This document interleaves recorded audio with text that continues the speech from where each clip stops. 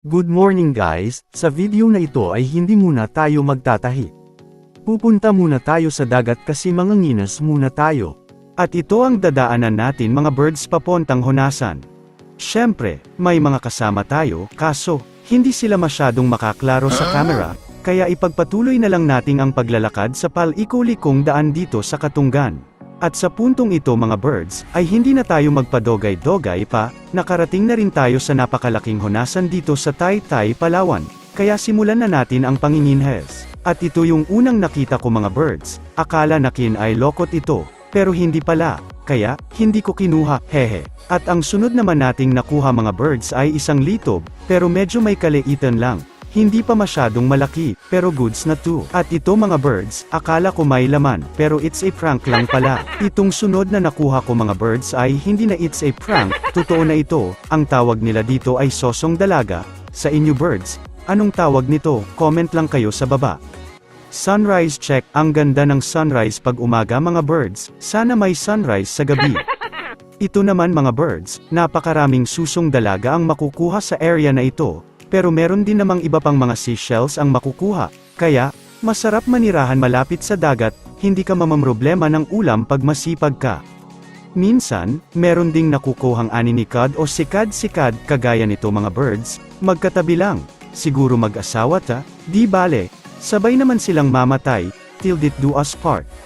Ito mga birds, hindi ko alam ang pangalan nito, paki-comment na lang, masarap daw to sabi nila, at saka ito pa mga birds, napakalaki ng laman nito, paki-comment na lang din kung anong pangalan nito, kuha check mo na tayo. Another one mga birds, napakadami nito dito, solve talaga pang ulam mo. Sunrise check na naman mga birds, at pad-ulong na rin mag-high tide. Kaya bumalhin kami sa ibang area na hindi pa naabutan ng high tide, para hindi kami mahihirapan sa kalisod maghanap ng kinason. At dahil sa pagbalhin namin, may nakita agad akong sikad-sikad. At ang susunod na nakita ko mga birds ay nakaka-amaze talaga dahil nagtatapad-tapad lang sila sa isang area, at nakatago lang sila sa ilalim ng sagbat, at baka itlog nila yung mga kulay puti. Pero ang kinuha ko lang, ay yung kinason, pinasagdan ko na lang yung mga puti, para dumagan pa sila.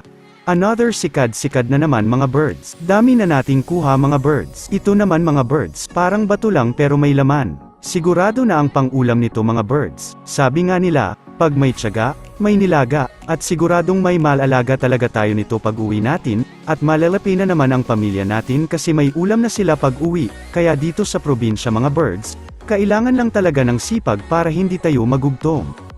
Talagang napakamaraming klase-klaseng seashells ang makukuha dito sa Honasan mga birds. Hindi mo na kailangang bumili sa palengke, pero kung gusto mong bumili, sobrang mura lang dito sa Taytay, Palawan ang mga seafoods mga birds. Enjoy muna kayo sa panunood with music pasok.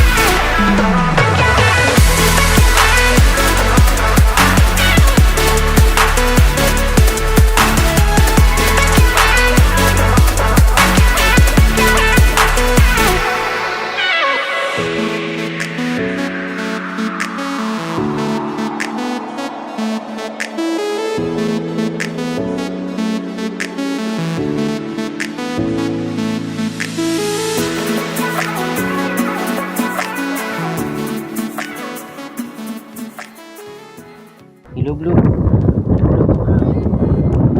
Na. Guys, ating call na guys. Wala nga.